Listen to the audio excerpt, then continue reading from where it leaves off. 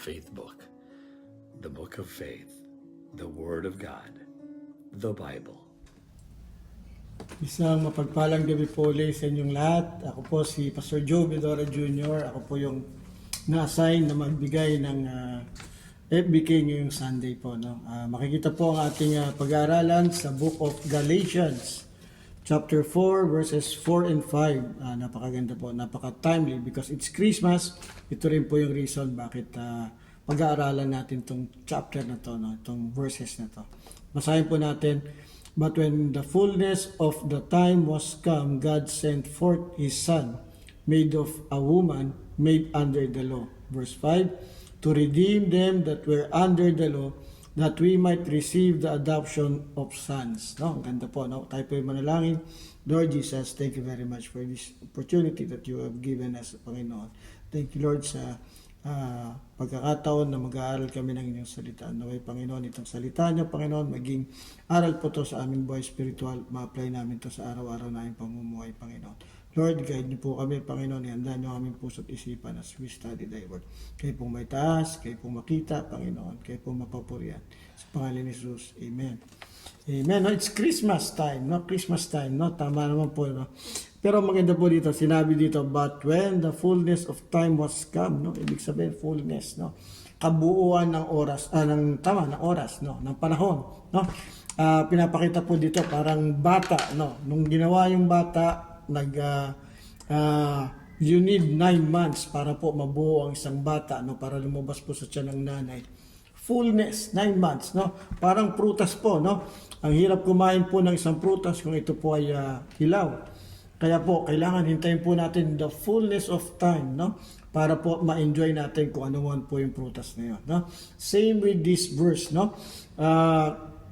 Ang Panginoon po ay sinasabi, the fullness of time has come, no? Was come. God sent forth His Son, no? Dinala po ng Panginoong Ama ang kanyang bugtong na anak dito po sa mundo, no? Because the time has come, no? Bakit po kaya, no? Kasi po looking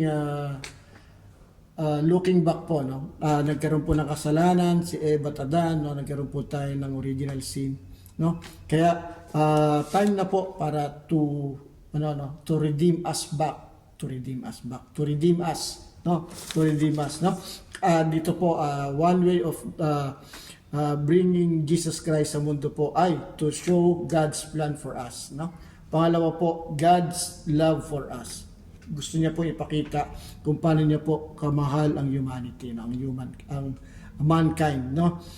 Isa po dito, no, maging part po tayo ng isang family, no? Tayo pong mga nakakilala sa kanya, tumanggap sa kanya, maging part tayo ng family. Magkaroon po tayo ng protection coming from our Lord, no? Protection, maganda rin po pag anak ka ng Panginoong Hesus, no? Ikaw ay merong mamanahin, no? Inheritance. At maganda rin po doon, no? Meron kang sense of belonging, no? Na experience niyo na po ba na parang wala kayong kakampi, wala kayong pupuntahan, no? Pero dito po, no, once we receive Christ as our Lord and personal Savior, no? Meron na po tayong kakampi, no? Meron tayong Diyos, meron tayong Ama, no? Na mag-guide sa atin, mag-iingat sa atin, magpo-provide, no? So God sent Jesus, no, to bridge the gap, no? Ang ganda po, no, because of our sin, because of the sins ng nila Adam at saka ni Eve, no? At dala-dala rin po natin yan, no? Yung po yung nagpahiwalay sa atin sa Panginoon, no? Yung kasalanan talaga, no?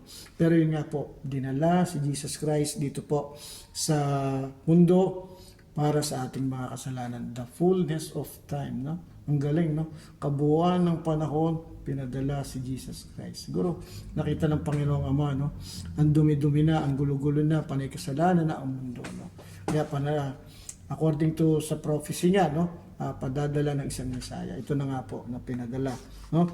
So, God sent Jesus to bridge the gap and make us part of His family, no? Bridge niya yung gap, tinanggal niya yung gap, nagkaroon ng bridge para maging anak tayo ng Panginoon. Through Jesus, we get forgiveness, no? Pagpapatawad, bagong buhay, no? and a future with God, no? Ibig sabihin, no, kasama natin ang Panginoon, no, habang buhay, no. Napakagandang pangitain po yun, napakagandang bilang isang Kristiyano na maisip mo lang ang salita ng Panginoon, ang gloria ng Panginoon, no, hindi ka na maauo ka na, no, mamamangha ka na, no, mamamangha ka na. Pero yun nga po, no, because of Jesus Christ, because of the fullness of time, pinadala si Jesus Christ, no, for us, no, to bridge, no, tanggalin ang kasalanan pag tayo tumanggap sa Kanya at maging tatay natin siya, no. Through Jesus Christ, we get forgiveness. Yun nga po, ulitin ko ulit, forgiveness, kapatawaran, no. Lahat naman po tayo na kailangan kapatawaran. Kailangan po natin bagong buhay. Totoo po yan. Kahit anong ganda ng buhay mo, pag walang Jesus Christ, luma yung buhay mo, no. Pero ito nga po, no, God's ino-offer ng Panginoon ay new life, forgiveness, no, and a future with God, no. Isipin lang po natin kung tayo po ay nasa isang family, and especially po, no, sa Panginoong Ama. Kasama po tayo sa family na yun, no.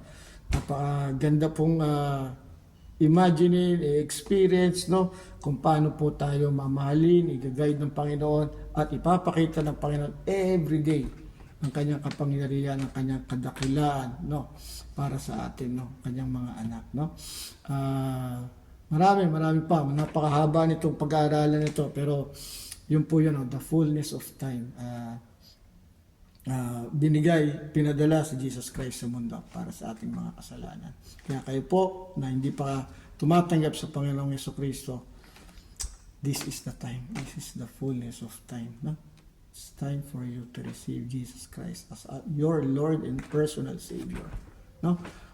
Magsisiki ng kasalanan, tanggapin nyo na kayo sa makasalanan at gawin yung hari at tagapagligtas ang Panginoong Jesucristo sa buhay mo, no. And you will experience all of this: forgiveness, new life, and a future with God. Thank you po. Good evening po sa inyo lahat.